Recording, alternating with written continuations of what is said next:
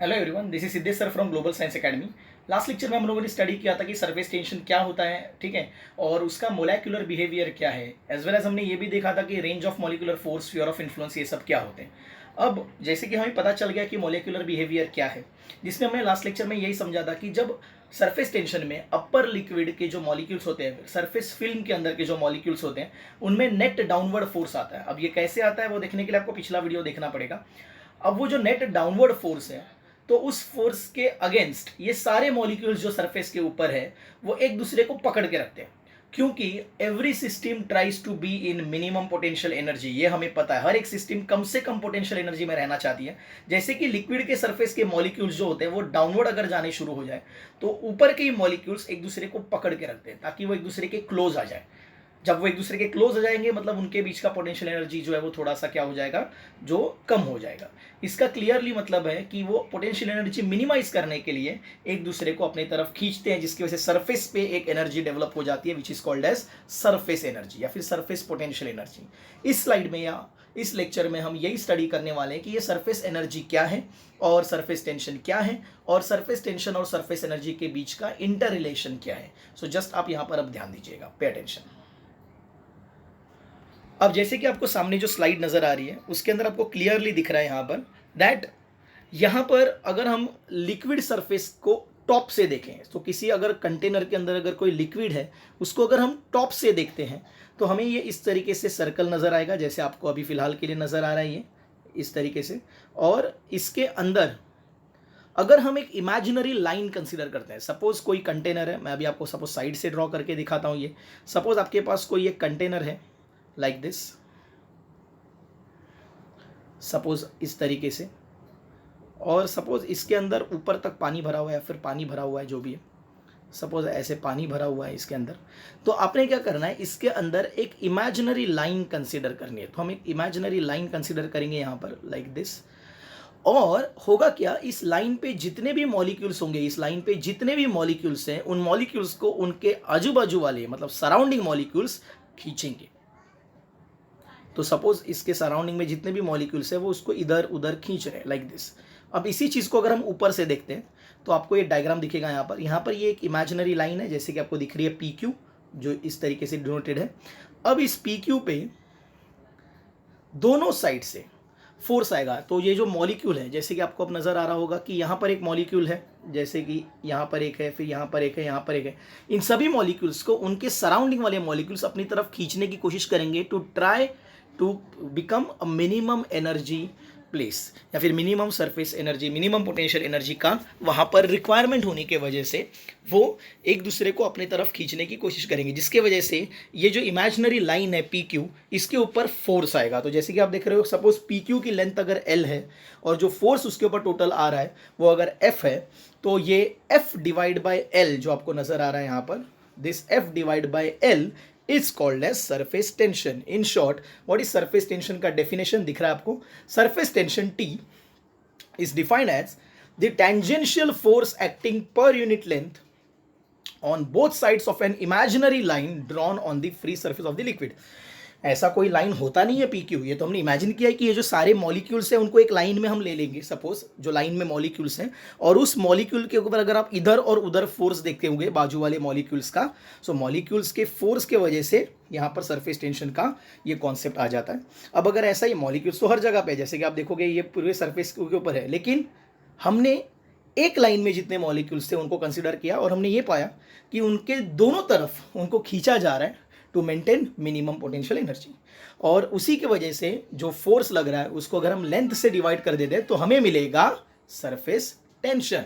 Exactly, so surface tension का formula T is equal to F divided by L. अब अगर हम बात करते हैं कि सर इसका डायमेंशन क्या है, तो जैसे कि आपको इसका डायमेंशन नजर आ रहा है L0 M1 T-2, ये कैसे आया? So it is very simple. Dimensions हम लोगों ने स्टडी किए हुए हैं, जैसे कि हमें पता है कि अगर मैं आपको यहीं पर दिखा दूं कि डायमेंशन कैसा होगा उसका, सो काफ़ी सारे लोगों को ये पता चल जाएगा कि F जो होता है, F का डायमेंशन होता है L1 M1 और T-2 डिवाइडेड बाय लेंथ का जो डायमेंशन है, लेंथ L1 ऑब्वियसली। अब अगर ये L1 है और ये भी L1 है तो ये कैंसिल हो जाएगा L1 L1, so it will B L0 M1 and T-2, L0 M1 T-2। तो एक्चुअल में ये जो 1 होता है L1 ऊपर जाके -1 हो जाता है, सो 1 - 1 0, तो वो हो गया L0 M1 T-2। तो ये हो गया सरफेस टेंशन का डायमेंशन। करेक्ट। इसमें किसी को वैसे तो कुछ भी प्रॉब्लम नहीं होना चाहिए। अगर ऐसा ही है तो अब यहाँ पर कुछ लोगों को ट्रिक समझ में आगे होगी कि सर इसके पहले हमने जितने भी चैप्टर्स पढ़े थे उसमें जब टेंशन आता था तो हमें पता था कि टेंशन जो होता है वो तो फोर्स होता है, लेकिन यहाँ पर थोड़ा अलग है। यहाँ पर जो सरफेस टेंशन है वो केवल फोर्स नहीं है, वो फोर्स डिवाइडेड बाय लेंथ है। सो ये चीज़ आपको ध्यान रखनी है कि सरफेस टेंशन यूनिट जो होगा वो न्यूटन नहीं होगा, उसका यूनिट होगा न्यूटन पर मीटर। तो ये चीज़ आपको क्या करनी है, ध्यान रखनी है। Now what is surface energy? So ये जो एनर्जी सरफेस के मॉलिक्यूल्स के पास होगी, जो मिनिमम एनर्जी है, उस एनर्जी को बोला जाएगा सरफेस एनर्जी। करेक्ट। सो अब हमें देखना है कि इस सरफेस एनर्जी और सरफेस टेंशन के बीच में क्या रिलेशन है। करेक्ट। सो अब इसके लिए हमें सोप फिल्म का एग्जांपल लेना होगा, जैसे कि आपको सामने स्क्रीन पे दिख रहा है, यहाँ पर सोप फिल्म ली गई है। What is soap film? जब अगर हम सपोज हमारे पास अगर जब हम मेले में जाते हैं या फिर अगर कहीं पर भी जाते हैं तो वहाँ पर बबल्स बनाने के लिए या फिर बबल्स हम उड़ाते रहते हैं, तो उस वक्त एक सोप सॉल्यूशन होता है और उसके अंदर हम एक ऐसा वो एक डिवाइस होता है छोटा सा, वो ऐसा जो लूप होती है वो हम इंसर्ट करते हैं, बाहर निकालते हैं। तो जैसे ही हम इंसर्ट करके उसे बाहर निकालते हैं उस लूप में सोप फिल्म बन जाती है, सोप का एक सरफेस बन जाता है। फिल्म वर्ड का मतलब होता है थिन लेयर।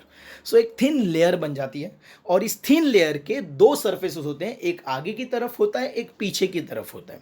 करेक्ट। सो ये थिन लेयर जो होती है उसमें हम हल्के से फूंक मारते हैं जिसके वजह से बनते हैं बबल्स। करेक्ट। सो अब वैसा ही ये हम लोगों ने ये जो आपको सामने फिलहाल डायग्राम में नज़र आ रहा है, सो यहाँ पर ये P dash P S dash और ये QR ऐसे करके एक हमने लूप लिया हुआ है जिसके अंदर एक सोप फिल्म ऑलरेडी बनी हुई है। तो ये जो सोप फिल्म बनी हुई है वो बनी है PQRS, इन शॉर्ट PQR और S, इतनी ही है। अगर सपोज हम इस सोप फिल्म में अगर QR जो लिंक आपको नज़र आ रही है, अगर ये QR जो लिंक है उस लूप की, अगर वो मूवेबल है, बाकी सब जो है वो फिक्स है, लेकिन अगर हम ऐसा मान के चलते हैं कि ये जो QR लिंक है वो मूवेबल है, सो अगर आप इसको हल्के से खींचो, ज़्यादा ताकत से नहीं खींचना वरना सोप फिल्म तो टूट जाएगी। अगर आप इसको हल्के से थोड़ा सा खींचो तो ये ऐसे बाहर की तरफ आएगा, आपको एक फोर्स लगाना पड़ेगा F डैश, जिसके वजह से अब ये लिंक जो है वो थोड़ा डिस्टेंस ट्रैवल करेगा। जो डिस्टेंस है इतना, इसको हम लेंगे dx। इन शॉर्ट ये r डैश जो डिस्टेंस है या फिर q डैश जो डिस्टेंस है यहाँ पर, ये जो है वो है dx। तो छोटा सा डिस्प्लेसमेंट आपने किया। करेक्ट। इस डिस्प्लेसमेंट के लिए आपने कुछ वर्क किया, ये वर्क जो है वही सरफेस एनर्जी है, यही एनर्जी उस सरफेस के पास है। करेक्ट। सो ये हमें अब समझना है।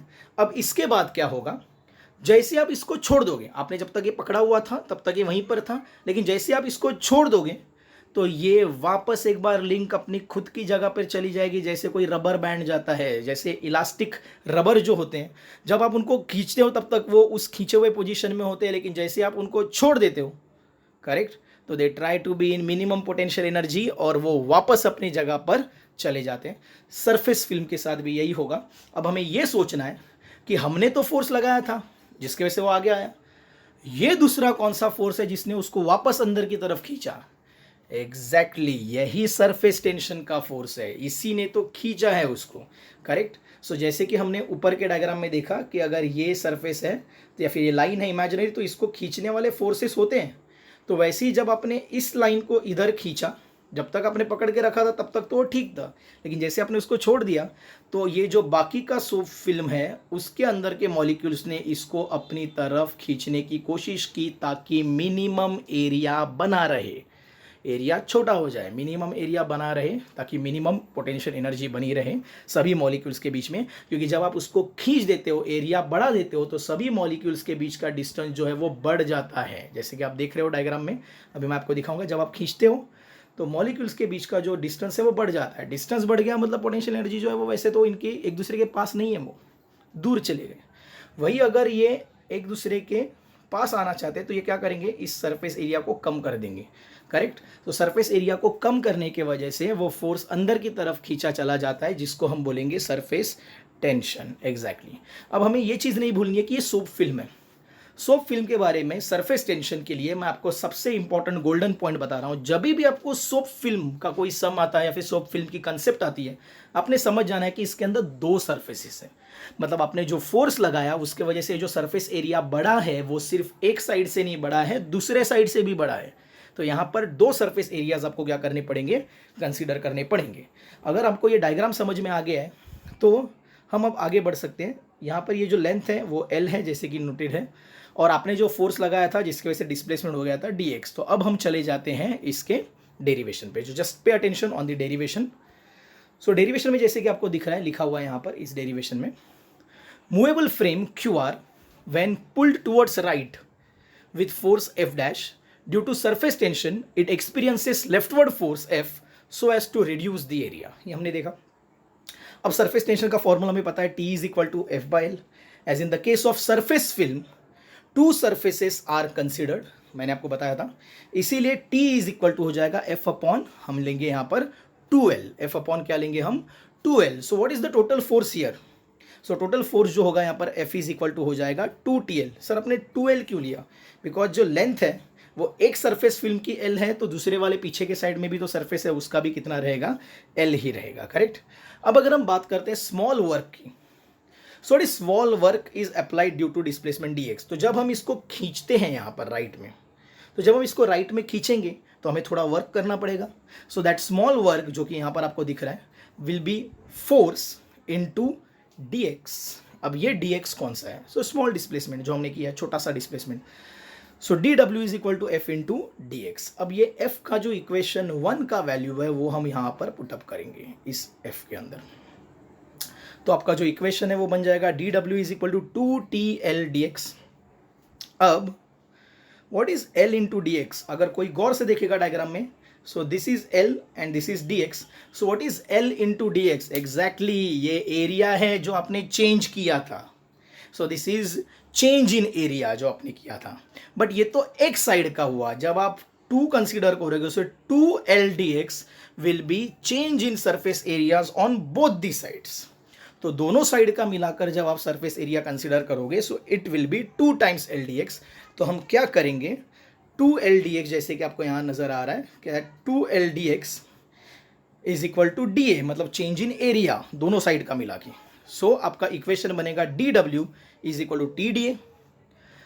सो आपका इक्वेशन बनेगा T is equal to dw by DA, where dw is surface energy and DA is area.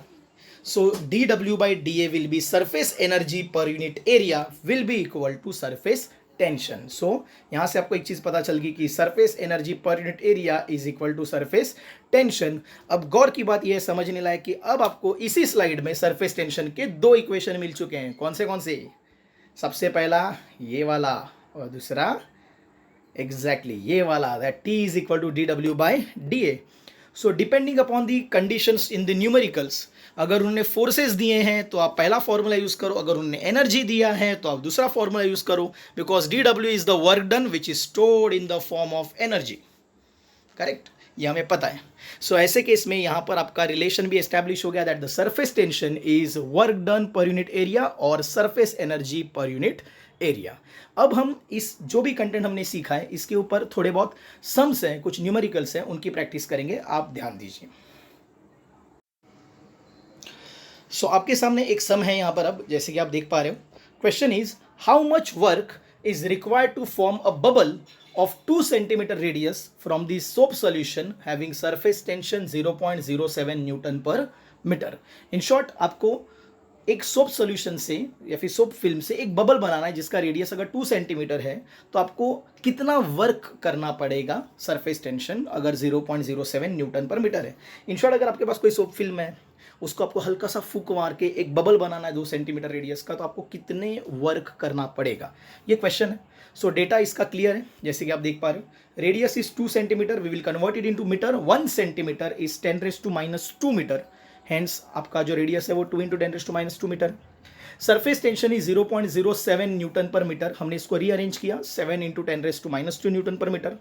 हमें फाइंड क्या करना है, वर्क डन। फॉर्मूला क्या है, जैसे ही वर्क आ जाता है टेंशन आ जाता है, तो कौन सा फॉर्मूला, पहला या दूसरा? एग्जैक्टली दूसरा, work upon area. So T is equal to what, work upon area.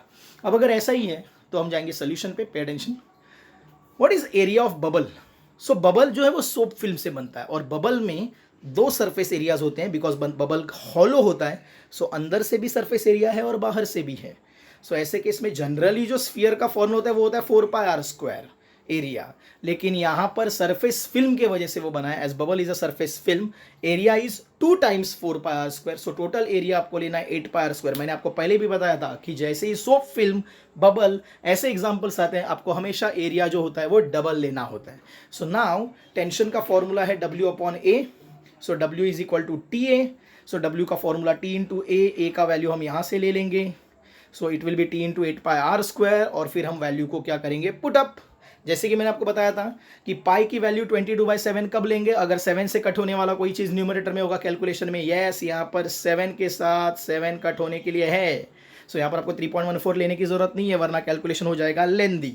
7 cut हो गया। अब आप बाकी के कैलकुलेशंस करोगे तो आपको वर्क डन का वैल्यू मिलेगा, this is 704 into 10⁻⁴ joule.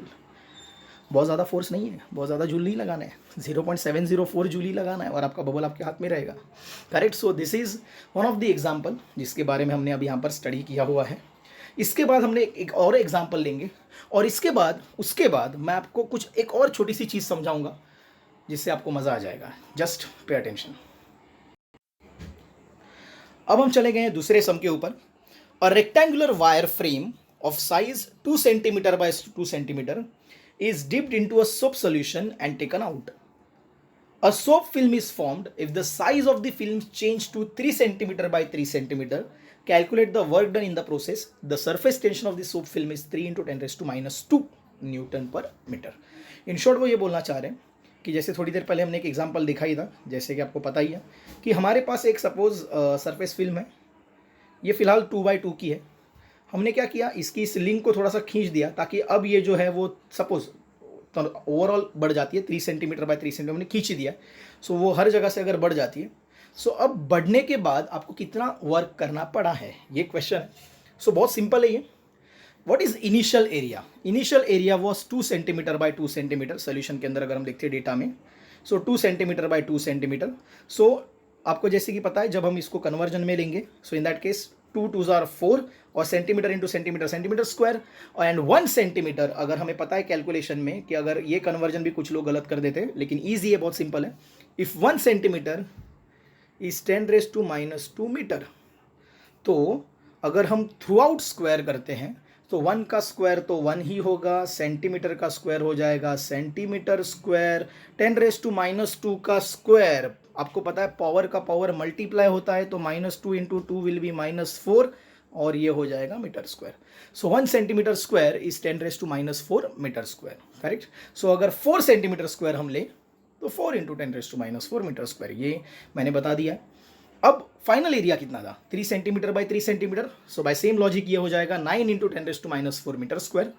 What is surface tension given, 3 into 10⁻³ newton per metre square. Work done find out करना है, फॉर्मूला है T is equal to dW/dA। So solution में आपको रहेगा कि वापस एक बार ये सोप फिल्म है, तो यहाँ पर आपको चेंज इन एरिया निकालना पड़ेगा। पिछले वाले सम में जब बबल बना था तो इनिशियल एरिया कुछ था ही नहीं, आपने डायरेक्टली उसको फुला के बबल बना दिया था, इनिशियल एरिया तो 0 ही था। तो इसलिए वहाँ पर हमने चेंज इन एरिया ने डायरेक्ट एरिया कंसीडर किया, लेकिन यहाँ पर ऑब्वियसली इनिशियल भी है फाइनल भी है, तो आपको चेंज इन एरिया कंसीडर करना पड़ेगा। So change in area generally होता है final area minus initial area, लेकिन यहाँ पर सोप फिल्म है तो आगे का भी सरफेस और पीछे का भी सरफेस दोनों मिला के हो जाएगा 2 टाइम्स। सो 2 टाइम्स AF माइनस AI करने से आपको जो एक आंसर मिलेगा वो मिलेगा 2 इंटू 5 इंटू 10⁻⁴। अब 2 इंटू 5 तो 10 होता है, 10 इंटू 10⁻⁴ इज 10⁻³ नाउ T का फॉर्मूला है dW/dA। So what is dW? dW is equal to TdA। TdA में आप T की वैल्यू अगर डालते हो ये और DA की वैल्यू अगर ये है तो आपका फाइनल आंसर होगा 3 इंटू 10⁻⁵ जूल। एग्जैक्टली ये जो आंसर है ये प्रॉपर आंसर आपको मिला हुआ है पावर के टर्म्स में। सो ये होगा आपका वर्क डन जो आपको एक्स्ट्रा लगेगा इस सरफेस फिल्म को खींचने के लिए। अब जैसे कि थोड़ी देर पहले मैंने आपको बताया था कि लेक्चर्स के सम्स होने के बाद मैं आपको कोई इंटरेस्टिंग चीज़ बताने वाला हूँ कि कैसे ये जो छोटे छोटे इंसेक्ट्स होते हैं या फिर पिन वगैरह जो होती है वो कैसे लिक्विड के ऊपर बनी रहती है। सो एक एग्जांपल है आपके सामने। फिलहाल अगर ये जो आपके पास सामने जो ग्रास हॉपर का जो एग्जांपल है, उसमें ये जो ग्रास हॉपर होगा उसका अपना एक वेट होगा डाउनवर्ड, करेक्ट। तो ये जो डाउनवर्ड उसका वेट होगा लाइक दिस, इसको बैलेंस करेगा सरफेस टेंशन। कैसे? अगर आप गौर से देखो, सभी मॉलिक्यूल जो with in well inside the liquids हैं, ये सारे मॉलिक्यूल्स, जिसमें से एक एग्जांपल ये लिया गया है। सो यहाँ पर जो मॉलिक्यूल है उस पर सभी तरफ से सेम ही फोर्स आ रहा है, बिकॉज वो सारे कोहेसिव फोर्सेस हैं, तो इसका तो कोई इशू नहीं है। लेकिन ये जो अपर सरफेस के मॉलिक्यूल्स है जो आप देख रहे हो, इनके ऊपर नेट डाउनवर्ड फोर्स आ जाता है, मतलब वो मॉलिक्यूल को अब नीचे खींचा गया है। बट अब उसके अगेंस्ट ये जो सराउंडिंग वाले मॉलिक्यूल्स है जितने भी, वो एक दूसरे को पकड़ के रखते हैं टाइटली। क्यों? क्योंकि उनको अब किसी को नीचे जाने नहीं देना है, उनको पोटेंशियल एनर्जी मिनिमम करनी है। तो ये मॉलिक्यूलर फोर्स जो साइड बाय साइड जो लैटरल फोर्स है वो बहुत ही ज़्यादा स्ट्रॉन्ग हो जाता है, और इसके वजह से ये अपर सरफेस जो आप दिख रहे हो डार्क ब्लू कलर से जो मॉलिक्यूल्स दिखाए गए, इनके बीच में एक टेंशन जैसा माहौल पैदा हो जाता है, which is a surface tension. अब ये जो सरफेस टेंशन है, ये सरफेस टेंशन के वजह से अब ये जो लिक्विड है ये तनाव में आ गया। तो ये सरफेस टेंशन का फोर्स जो होगा, ये जो मॉलिक्यूल्स एक दूसरे की तरफ आने की वजह से जो ये बहुत ही स्ट्रॉन्ग सा तनाव पैदा हो गया, ये जो तनाव का फोर्स है वो इस ग्रास हॉपर के वेट को बैलेंस कर देगा। मतलब अगर आपका वेट जो ग्रास हॉपर का है वो अगर इसके सरफेस टेंशन के फोर्स से कम है, तो ग्रास हॉपर या फिर पिन या फिर ऐसी कोई भी चीज़ जो होगी वो पानी पे तैरती ही रहेगी। इसका आपके बायोंसी फ्लोटेशन या फिर उसके साथ कोई लेना देना नहीं है। ये जो है वो प्योरली सरफेस टेंशन की जो कॉन्सेप्ट है, ये छोटे से फोर्सेस के लिए होता है। अगर आप बोलेंगे मैं स्टील का बड़ा सा बॉल रखूंगा सर और वो सरफेस टेंशन की वजह से, हाँ ये तभी हो सकता है अगर उतना वेट को बैलेंस करने वाला सरफेस टेंशन किसी लिक्विड में पैदा होता हो, तो ही ये पॉसिबल है, अदरवाइज ये पॉसिबल नहीं है, correct. So in that case generally हम पानी की अगर बात करते हैं तो वो ग्रास हॉपर का वेट जो है उसको ये पानी का जो सरफेस टेंशन है वो बैलेंस कर सकता है, जिसकी वजह से ये आराम से उसके ऊपर से चलते चलते निकल लेते हैं। सो यही जो एग्जांपल था वो मुझे आपको समझाना था। अब सरफेस टेंशन हम यहाँ पर समझ चुके हैं। नेक्स्ट लेक्चर में हम और इंटरेस्टिंग चीज़ों को स्टडी करेंगे, जो कि होगा angle of contact and everything, जिसकी वजह से आपको पता चलेगा कि ये बबल्स बनते कैसे हैं, कैपिलरी एक्शन क्या है, ये सब हम नेक्स्ट लेक्चर में स्टडी करेंगे। जो स्टे ट्यून्ड, देखते रहिए आप इस लेक्चर को।